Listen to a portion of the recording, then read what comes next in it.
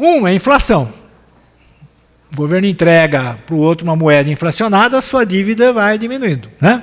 O governo deve 100. A inflação é de 20% ao ano. Então o governo deve 100 hoje. Passa um mês, deve 95. Passa mais um mês, deve 90. Passa um mês, deve 85. Era aquela época, o governo dava reajuste salarial de 150%. 3 meses depois não valia mais nada. Então o governo pode se financiar com inflação. Não se financia mais com inflação no Brasil. O governo pode se financiar com dívida. E o governo brasileiro se financiou muito com dívida, tanto que o endividamento é alto. Só que agora tem a lei de responsabilidade fiscal que estabelece limites ao endividamento. Então não pode ser mais. E a terceira forma é se fazer o acerto das contas públicas com redução de despesa. Como qualquer empresa, você pode fazer pelo lado da despesa e pelo lado da receita. O governo não fez, ao contrário, aumentou a despesa. Só sobrou um modo de equilibrar as contas, é pelo lado da receita. Então, se vocês pegam a história das contas públicas, do começo do governo Fernando Henrique até este momento, é igualzinho. Aumenta a despesa, aumenta a arrecadação, aumenta a despesa, aumenta a arrecadação, aumenta a arrecadação. Todos os anos tem sido assim. A única exceção foi o ano de 2003, o primeiro ano do governo Lula, que por razões administrativas, confusão de início do governo, caiu tanto a receita quanto a despesa. De 2004 para cá, a tendência foi recuperada e é mais despesa, mais receita, mais despesa, mais receita, mais... Todos os anos. O ano passado, inclusive, e este ano, até a última conta, até março, aumentou a receita e aumentou a despesa. Esse é o grande problema da economia brasileira, que nós ficamos com uma carga tributária de 37% do PIB, ou 38%, ou 36%, conforme a conta, mas qualquer conta que você fizer é muito maior do que o que os países emergentes e de renda própria, de renda parecida. O Brasil tem uma carga tributária de Inglaterra, Suécia, de país rico e velho, sendo um país de renda média e ainda um país idoso. Gastos com previdência, nós gastamos 13% do PIB. Quem gasta mais entre os principais emergentes depois do Brasil é o México, que gasta 6%. Sabe qual é o gasto de previdência da China?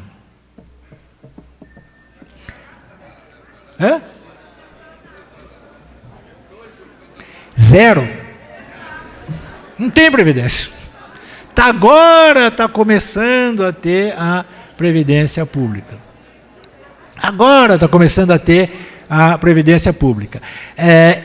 Isso faz com que a poupança das famílias chinesas seja algo como 40 e tantos % da renda.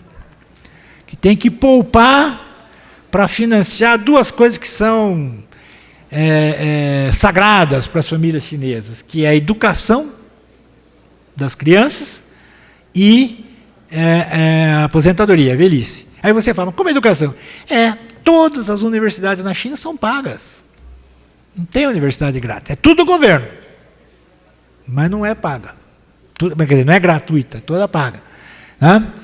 Porque se você contar bem, a China é um espetáculo de crescimento, mas a China são dois países. Tem uma China que é desenvolvida, é capitalista, etc. Mas a outra parte está no campo, e é muito, muito, muito pobre. Nível de pobreza extraordinário.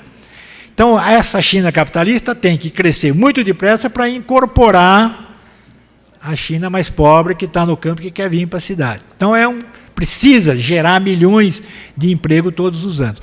O fato é que a China, repara ali a última linha, investimentos no Brasil. O Brasil investiu, o ano passado, 17,6% do PIB, foi um ano bom. Um ano bom. A China investe 40% do PIB.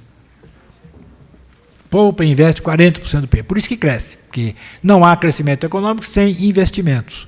No caso do Brasil, nós estamos com esse nível de investimento muito baixo, porque nós temos um setor público que ficou atrapalhado em relação ao tamanho do país. É um setor público que arrecada muito, deve muito, portanto, toma dinheiro emprestado, e não presta serviços do tamanho da carga tributária. Quer dizer, nós pagamos impostos como alemães, mas não recebemos serviços de alemães. Essa é a situação em que ficou o país. E esse é o grande problema da economia brasileira hoje. Esse é o grande problema da economia brasileira hoje. Ele ficou com um setor público, quando eu falo governo federal, estadual e municipal, que é muito grande e oneroso, considerado o tamanho do país. Esse é o problema nosso hoje. Isso é que empaca, que impede um crescimento maior e mais rápido. E o que nos leva a concluir que, se o Estado vai continuar desse jeito, ele precisa de um choque de investimento privado. Porque se o governo federal, o setor público tem limitações, o setor privado tem capital, tem tecnologia, tem expertise. E pode, então, haver no país um surto de investimento privado se houver um novo surto de, por exemplo, um novo programa de privatizações. Né? Exemplo, querem ver exemplo? Aeroportos. Aeroportos. Eu viajo muito pelo país e você encontra umas coisas extraordinárias. Por exemplo, Londrina e Maringá. É um centro econômico espetacular. É espetacular, é exportador, é globalizado, é primeiro mundo, tecnologia de primeiro. Você vai no aeroporto de Londrina e Maringá, mas é uma porcaria. É uma porcaria. 2 aeroportos, mas de mixaria, que não tem cabimento. Uma região internacionalizada como aquela tem um aeroporto como aquele.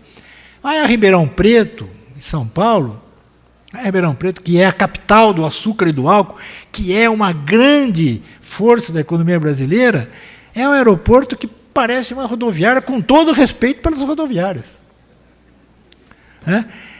Por quê? Porque o governo não tem dinheiro nem para reformar Congonhas. Como é que vai fazer aeroporto em Ribeirão Preto, Marília, Londrina, Maringá, Ponta Grossa, aqui em Uberlândia e tal? Como é que vai? Não tem. Então, o setor privado tem dinheiro. Era só privatizar, que não tinha problema nenhum. Tem lugar que é privatizado? Tem. O aeroporto mais novo da América Latina é o de Lima, no Peru. É privatizado inteiramente. Acabou de ser inaugurado. Foi construído por empresas privadas e foi administrado por empresas privadas. Então, este, por exemplo, seria um caminho para a economia brasileira. Como o Estado é muito pesado e com pouca capacidade de investimento, podia abrir espaço para a iniciativa privada. Mas isso é uma decisão política mais complicada. O resumo da ópera é o seguinte: o Brasil avançou muito, mas muito mesmo. Se vocês pensarem o Brasil de 20 anos atrás e o Brasil de hoje, são 2 países muito diferentes e irreconhecíveis. Mas, como a gente deixou que muitos problemas se acumulassem, o Brasil ainda tem muita coisa por fazer. Mas tem condição de ser um grande país. Tem capital privado, tem capacidade de investimento, tem empreendedores e tem a mão de Deus, gente. Tem a mão de Deus.